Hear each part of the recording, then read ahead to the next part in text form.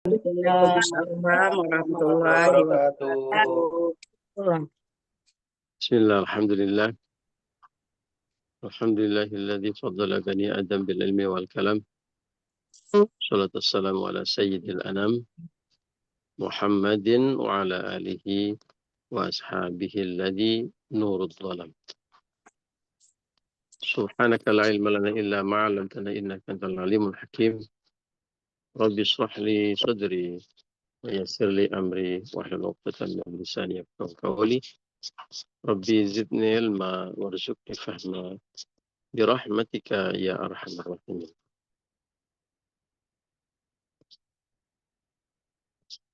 لرضا الله ولشفاعة رسول الله ولكل نياتنا الصالحة. الفاتحة. أعوذ بالله من الشيطان الرجيم. بسم الله الرحمن الرحيم. الحمد لله رب العالمين الرحمن الرحيم مالك يوم الدين إياك نعبد وإياك نستعين اهدنا الصراط المستقيم صراط الذين أنعمت عليهم غير المغضوب عليهم ولا الضالين. رب اغفر لي ولوالدي ولجميع المؤمنين آمين. Bapak, Ibu, dan teman-teman rahimakumullah. Alhamdulillah pagi hari ini kita bisa silaturahmi dan ngaji bersama.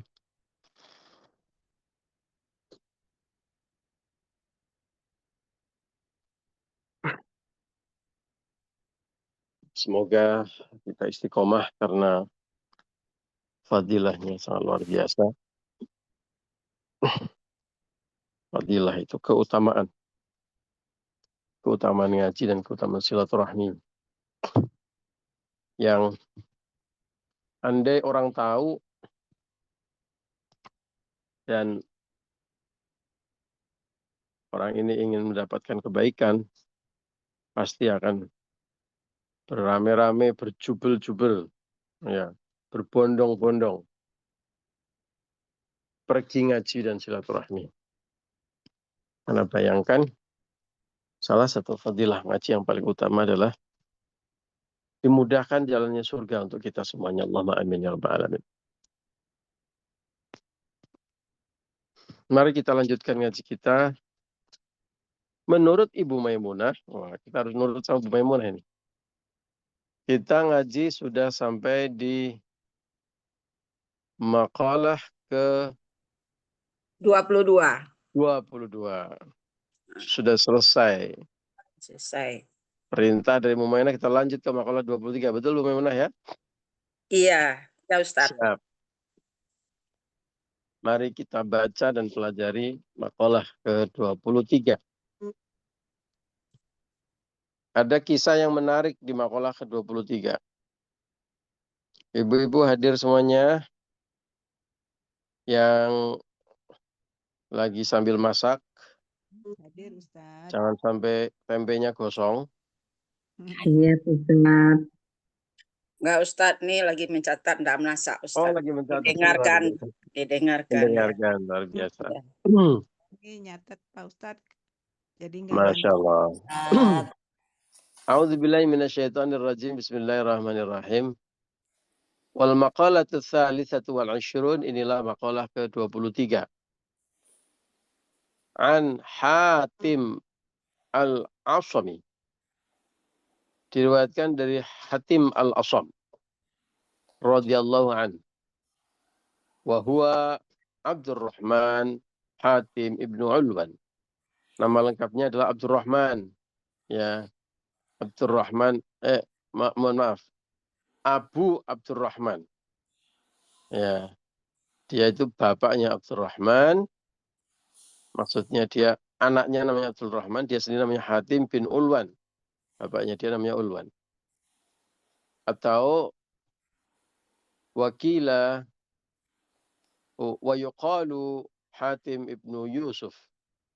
Dia juga dikenal dengan nama Hatim bin Yusuf. Wa huwa min akabiri masyayikh. Salah satu syekh terbesar Khurasana, dari negeri Khurasan atau dari daerah Khurasan. Wa kana tilmidza Syaqiq, dan beliau adalah salah satu murid Imam Syaqiq. Ruya diriwayatkan annahu bahwa beliau ini ja'at suatu hari didatangi imra'atun seorang perempuan. Fasa'alat Hatiman.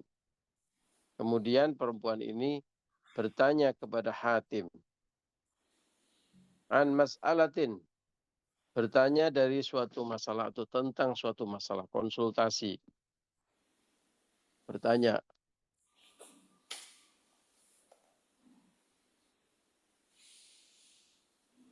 Pada saat beliau konsultasi itu, si perempuan ini konsultasi kepada Kiai Hatim, fattafaqo annahu kharaja minha.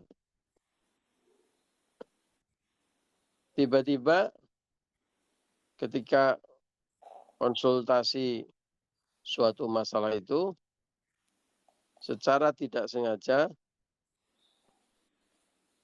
keluar, ya, kharaja minha, keluar darinya perempuan itu, fitil kal halati, pada kesempatan tersebut, sautun, suara, keluar suara, ya, suara itu adalah suara kentut, ya, keluar dari perempuan. Tiba-tiba perempuan itu kebelet kentut, nggak bisa ditahan, put, gitu ya. Padahal lagi matur sama kiai, bayangin, ada ibu-ibu sowan kiai, lagi matur, lagi konsultasi, ya. Itu nggak bisa nahan kentut, bunyinya kentut, bunyinya keras, dut, gitu. Bayangkan kalau ibu-ibu dalam keadaan seperti itu, ya, kira-kira malu nggak, Bu? Malu, Lagi Ustaz.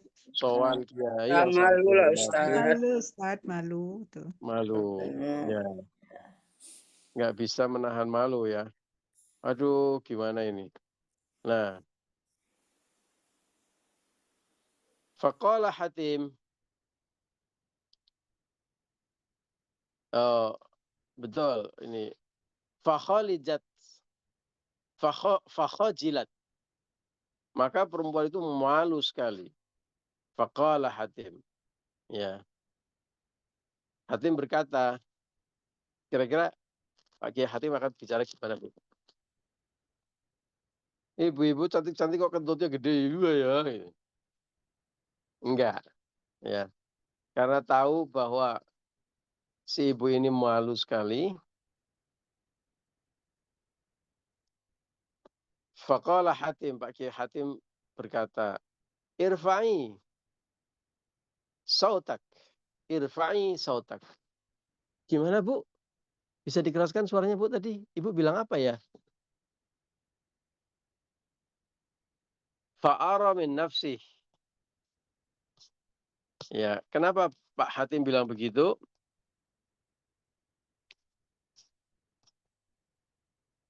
Untuk memperlihatkan dirinya.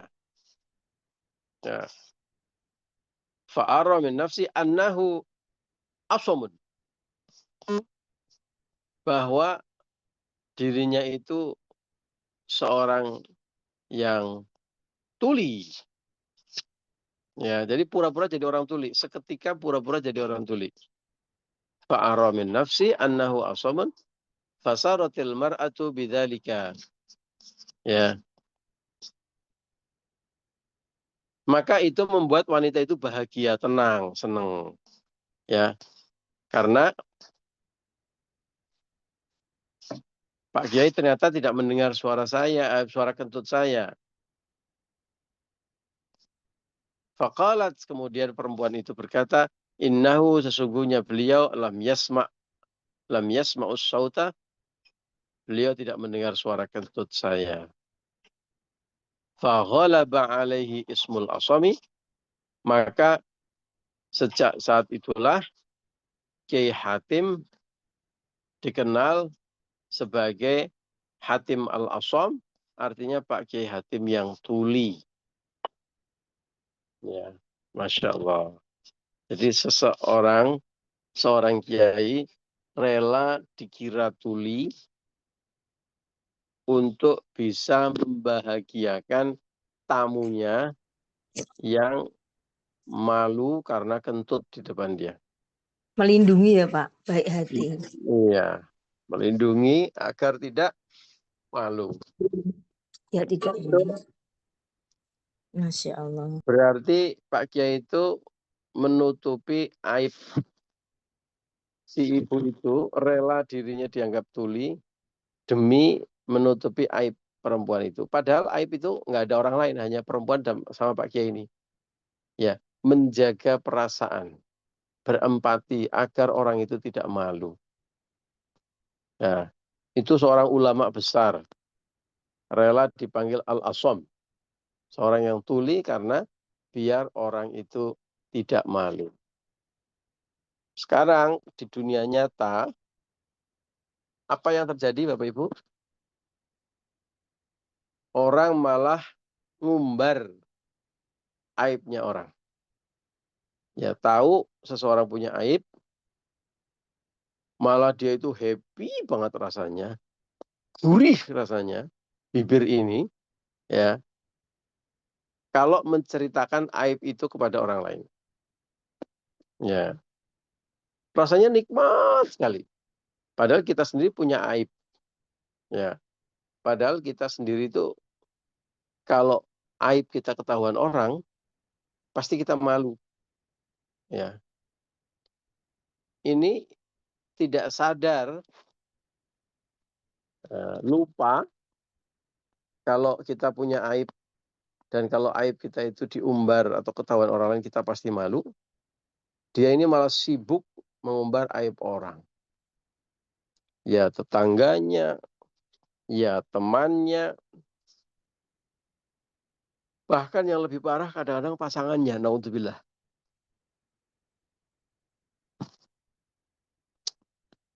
Pak bojoku ki, nah, udah mulai cerita bojoku. Ya, itu sangat berbahaya. Itulah yang disebut dengan ghibah. Ya, ghibah itu berasal dari kata ghaib, yang artinya ghaib ya tidak ada. Maksudnya menceritakan aib seseorang ketika orang itu tidak ada di depan kita. Ya, berkali-kali kita ngaji dan mengingatkan sebagaimana disebutkan Allah dalam surat Al-Hujurat, ya, wala yaghtab ba'dukum ba'dan.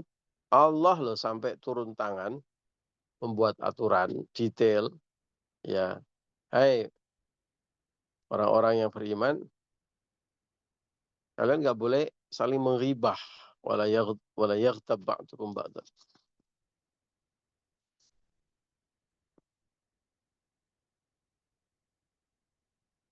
Perumpamaan orang yang menghibah itu disebutkan dalam Al-Quran tersebut. Ayuhibbu ahadukum ayyakula lahma akhihi mayyitan fakarihtumu. Ya, apa engkau suka makan daging bangkai saudara sendiri? Nah, kalau orang senangnya ngumbar aib orang, menceritakan keburukan orang, ketika orang itu tidak ada di depan kita, itulah yang disebut dengan riba, itu perumpamanya seperti makan daging bangkai. Orang yang kita rasani itu, orang yang kita ceritakan aibnya itu. Misalnya, saya menceritakan aibnya Pak Faisal. Misalkan ini, aslinya ya tidak pernah dong. Menceritakan sesuatu yang kalau didengar Pak Faisal itu, Pak Faisal merasa tidak happy, nyeri. Bukan nyeri badannya, tapi nyeri ulu hatinya. Ya. Nah, Al-Quran Allah memberikan perumpamaan. Pada saat saya ngerasani Pak Faisal, ngomongin aibnya Pak Faisal, ketika Pak Faisal tidak ada di depan saya, itu saya seperti makan dagingnya Pak Faisal. Bukan daging rendang sapi yang dibawa dari Bukit Tinggi sana, bukan. Ya badannya Pak Faisal itu. Badannya Pak Faisal, dagingnya Pak Faisal saya makan. Dalam keadaan sudah jadi bangkai. Ini bukan daging segar. Sudah badannya Pak Faisal saya makan, sudah jadi bangkai lagi. Gitu. Fakari tumuh.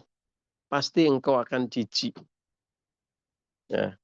Kalau Dalam keadaan sekarang udah Faisal, kita masih suka ya peluk-peluk gitu ada ya berpelukan. Kemarin udah pelukan ketemu sama saya. Ya biasa ya seneng gitu. Tapi bayangkan kalau sudah jadi bangkai. Ya, mau memeluk kita pasti mikir-mikir apalagi sampai makan dagingnya. Nah, Bapak Ibu, teman-teman ingat setiap kali kita mau ngerasani orang, mau membuka aib orang, bayangkan ini Allah lah yang ngasih perumpamaan. Jadi pasti benarnya. Bayangkan kita sedang makan daging bangkai dia. Pasti kita jijik. Dan mudah-mudahan dengan cara itu kita stop. Nggak jadi ngomongin keburukannya dia. Ya. Beda banget dengan Ki Hatim tadi. Bahkan jelas-jelas ketika ibu itu kentut dan menjadi malu, ya, dia tidak mau membiarkan si ibu ini malu, meskipun gak ada orang lain. Dan demi agar ibu ini tidak malu, beliau sampai mengorbankan dirinya dalam tanda kutip, rela dibilang atau dipikir sebagai orang yang tuli. Ya. Sekali lagi agar orang ini, ibu ini tidak malu. Sekali lagi berbalik 180 derajat dengan banyaknya orang. Ya, mudah-mudahan ibu-ibu pengawasan tidak ada ya. Yang hobinya malah ngomongin kejelekan orang, mempermalukan orang. Ya. Yang lebih parah kadang-kadang bukan hanya ngomongin kejelekan orang yang merupakan fakta. Ya. Yang sudah jadi kenyataan, diceritakan saja nggak boleh. Itu seperti makan daging bangkai saudara sendiri.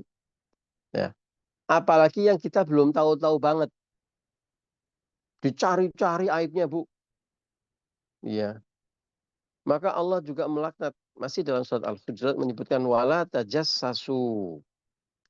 Janganlah kalian mencari-cari kesalahan orang lain. Ya. Kalau orang Jawa Timur bilang ojo ujas-ujus. Wala tajassasu itu ternyata bahasa Jawanya jadi ojo ujas-ujus. Aslinya dari bahasa Arab. Ya. Wala tajassasu, janganlah kalian saling mencari kesalahan orang lain. Pelakunya dalam bahasa Arab itu fa'il, itu disebut jasus. Jasus itu artinya mata-mata. Jadi intel. Kalau orang sukanya mencari-cari informasi kesalahan orang itu kan mata-mata itu. Nah, makanya dalam bahasa Arab disebut jasus. Ya, berasal dari tadi ya tajassasu, saling mencari, saling memata-matai. Ya. Wah, tonggo kuwi mobilnya anyar terus sih. Ojo-ojo anu bar ngelembuki wong. Ya.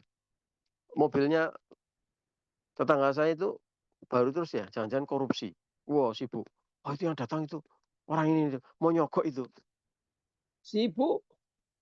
Ya, cari-cari kapan dan ketahuan kesalahannya. Pasti saya posting, saya viralkan. Nah, itu bagaimana nyaman dan tentram hidup bertetangga kalau punya tetangga yang suka ujas-ujas begitu.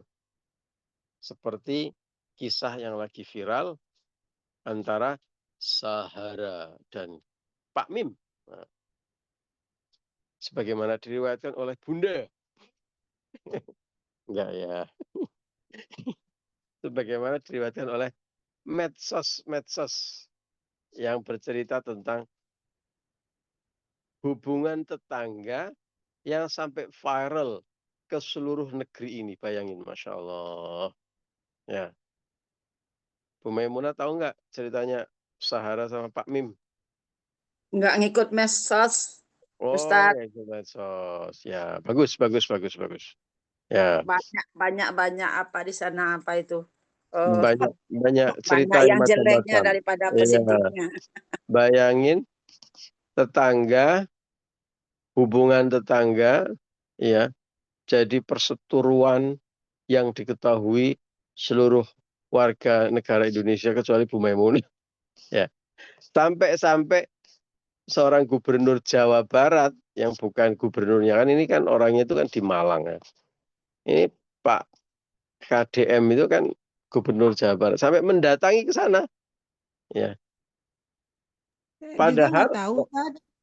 kenapa?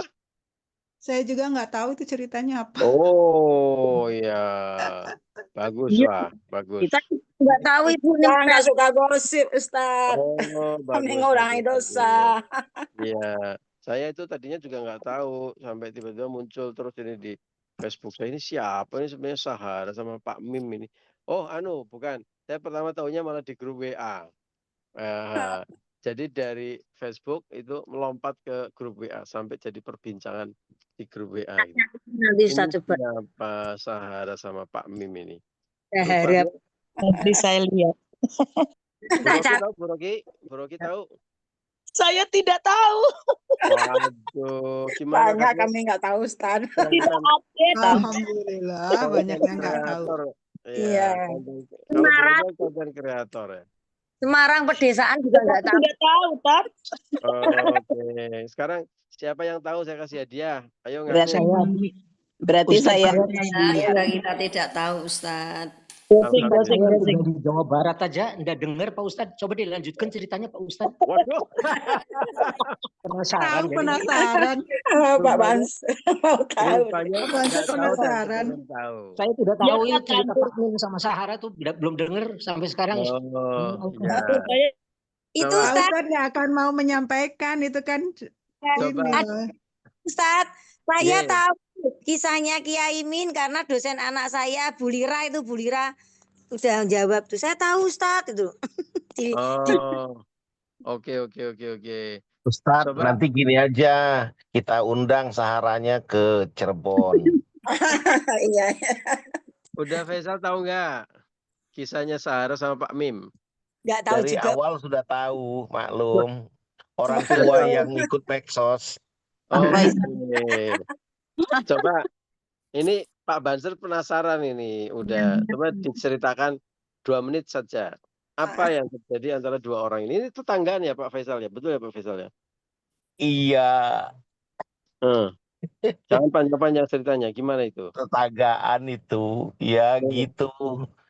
Ya dari kan Yai Imin itu baru maksudnya dia baru mau dipindah di situ. Nah, si Sahara ini kan punya mobil rentalnya kan banyak. Jadi dia parkir mobilnya itu di lingkungan itu penuh, termasuk di depannya rumahnya Yai Imin ini, Yai Mim ini. Begitu. Intinya berawal dari situ. Tadinya hubungan mereka baik. Tapi lama kelamaan ya akhirnya jadi bermasalah karena sudah semena-mena yang si Sahara ini. Gitu ceritanya Ustaz. Panjang lah ceritanya. Diangkat, sampai Cerita ya jelas panjang Pak Faisal. Cerita pendek.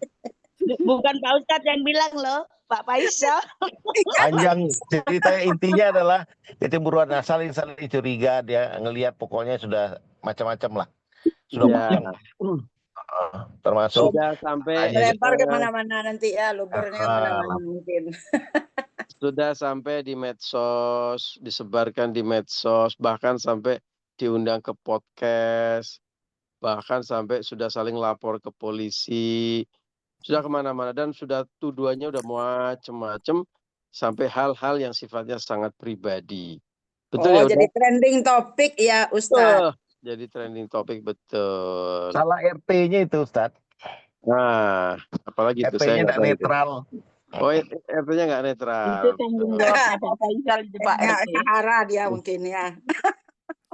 Iya, ini kenapa pandangannya udah seperti ini? Karena beliau adalah RT ini Pak Faisal. Jadi pandangannya adalah analisanya adalah soal RT, ya soal RT. Tapi ini contoh ya Bapak Ibu, betapa aib itu kalau dibuka itu baik. Kapan hari kan kita ngaji ya, Allah saja menutup aib kita.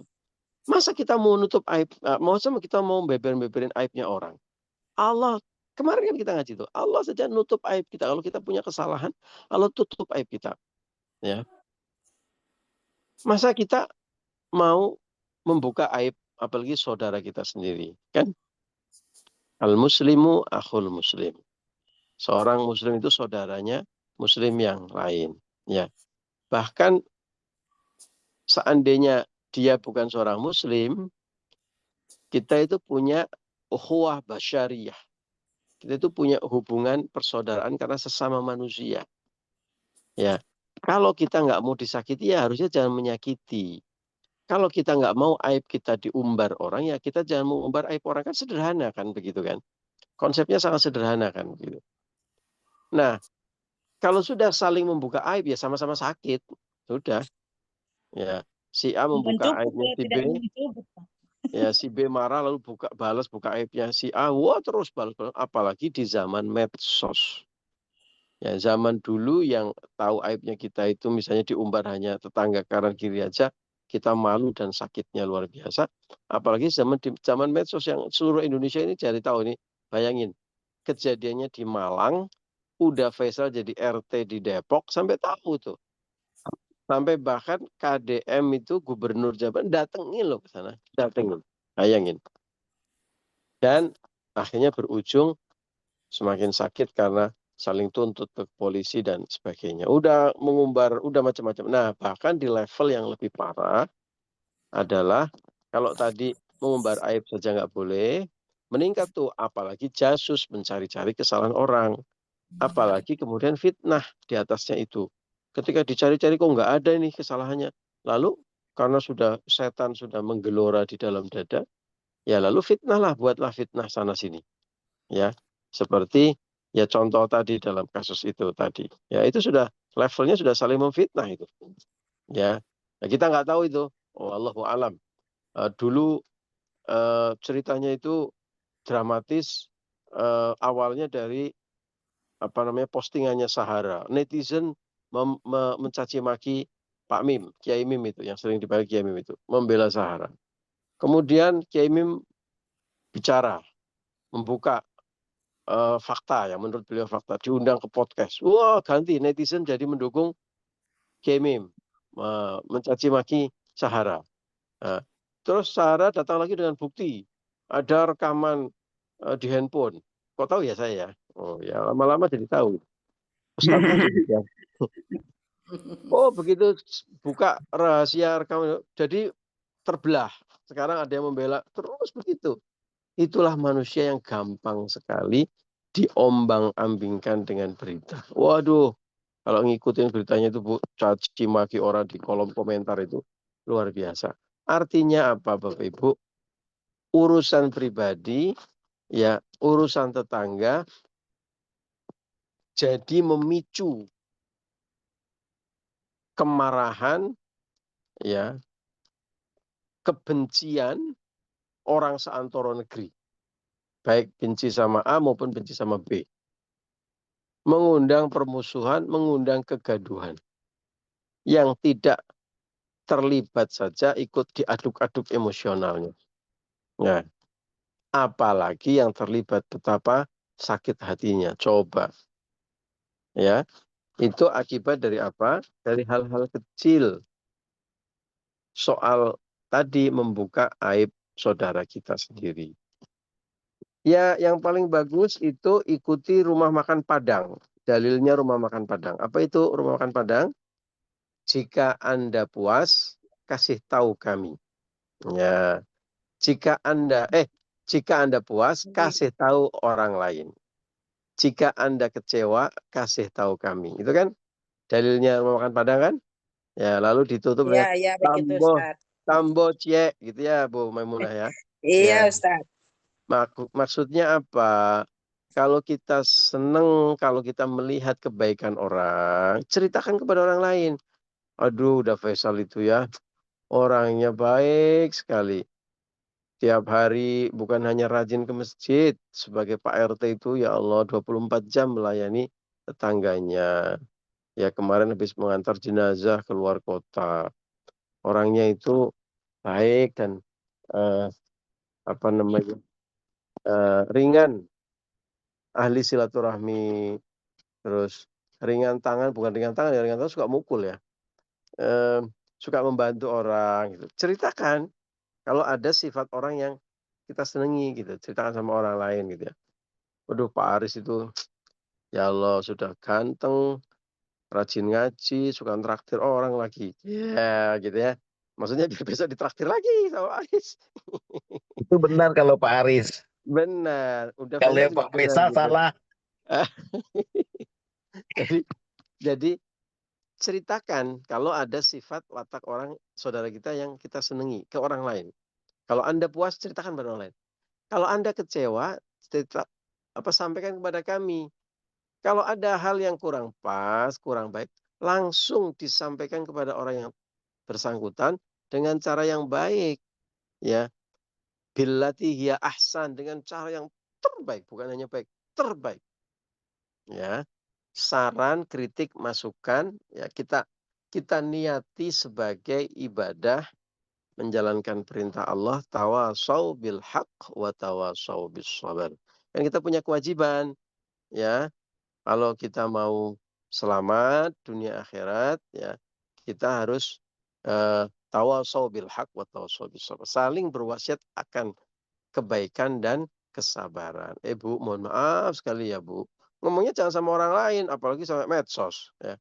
Langsung didatengin, Pak, Bapak ini ya baik banget, boleh nggak Pak saya mau ngobrol sebentar? Bapak ini saking baiknya, itu kadang-kadang kurang hati-hati. Ya, jadi mungkin Bapak besok ada baiknya begini-begini. Kasih masukan langsung. Ya, kasih masukan langsung. Jangan cerita kepada orang lain. Ingat dalilnya rumah makan Padang. Kalau Anda puas, ceritakan kepada orang lain. Kalau Anda kecewa, sampaikan kepada kami agar orang tersebut bisa memperbaiki diri. Salah satu ukuran takara yang paling mudah, kembalikan kepada diri kita, Bapak Ibu. Kalau kita berbuat salah, punya aib, diceritakan ke orang lain. Kita rasanya bagaimana? Nyeri kan? Ya. Sebaliknya, kalau kita punya kebaikan, diceritakan kepada orang lain, kita seneng nggak?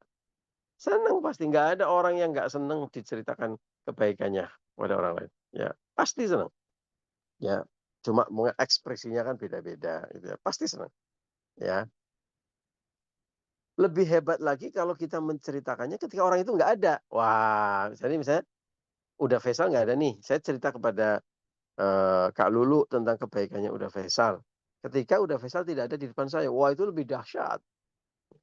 Karena kalau saya lagi cerita kebaikannya Pak Aris di depan Pak Aris, itu ada maunya itu Pak Ulun itu. Jangan-jangan begitu kan?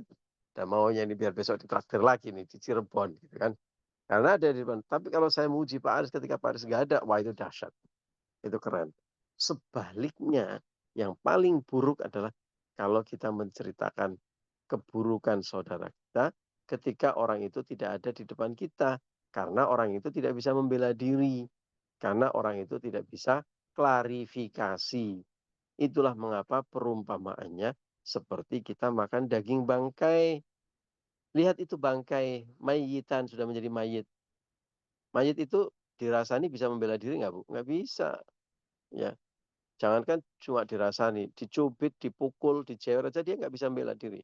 Dikata-katain jelek, kamu jelek amat wajahmu, merongos misalnya gitu.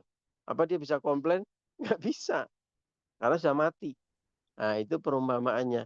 Orang tidak bisa membela diri, tidak bisa klarifikasi. Tapi kalau kita langsung memberikan feedback, masukan, kalau sobil hak, nah dia juga bisa, kemarin nggak seperti itu kok Pak ceritanya begini-begini. Tapi saya terima kasih ya Pak udah dikasih masukan. Mudah-mudahan besok saya tidak akan pernah berbuat begitu lagi. Nah itu juga lebih bagus lagi. Nah, kita tentu sebagai orang yang diberi masukan juga harus berbesar hati dan terima kasih. Justru ya saudara kita kalau ngasih masukan, kita harus berterima kasih. Seperti kita dapat kado terindah dalam hidup kita. Karena orang mau memberikan masukan, mau mengingatkan. Jangan marah, jangan emosi. Jangan mentang-mentang sibuk membela diri. Besok lagi orang akan malas ngasih masukan ke kita kalau kita setiap kali dikasih masukan emosi, marah, dan nggak terima. Wes jarno, wes baba kata orang Jawa Timur itu ya. Biarin aja dah, biarin. Ya. Ada orang salah diingetin. Pak, jangan kenceng-kenceng mobilnya di depan licin jalannya. Banyak jurang gitu. Alah, kamu saya ini pembalap jago. Terus kebut aja. Bener, bus. Naudzubillah masuk. Meleset, masuk jurang beneran. Kira-kira orang akan bicara gimana? Kapokmu kapan? Gitu kan? Sudah dikasih tahu, tetap saja ngeyel. Nah, besok lagi juga biarin aja. Dia dikasih tahu malah cuma marah-marah. Nah, itulah Islam hadir. Begitu indahnya mengajarkan hubungan sosial, hubungan kita dengan manusia lain. Diatur dengan begitu indah. La yashor qaumun min qaumin. Kamu jangan saling menjelek-jelekan. Ya. La yaghtab ba'dukum ba'dan, jangan saling hibah. La tajassasu, jangan saling ujas-ujus atau mencari-cari kesalahan orang lain. Ya. Itu dalam rangka apa? Indahnya hidup ini kalau kita bisa saling menjaga hubungan sosial kita. Nikmat. Ya, sebaliknya kalau nggak bisa menjaga ya jadi neraka dunia. Ya, bertetangga, berteman itu jadi sangat menyiksa karena saling menjatuhkan. Alhamdulillah, subhanallah. Cerita Pak Mim sama Sahara jadi sampai jam 6:20. Sampai di sini Bapak Ibu ngaji kita. Ini baru pembukaan dari makalah ke-23. Nanti Bu Maimunah kalau ditanya sampai mana? Sampai kentut, ya, sampai kentutnya perempuan yang ditutupi oleh Kiai Hatim. Terima kasih, mohon maaf atas segala kekurangan dan kekhilafan. Wallahul muwaffiq ila aqwamit thoriq. Assalamualaikum warahmatullahi wabarakatuh. Waalaikumsalam.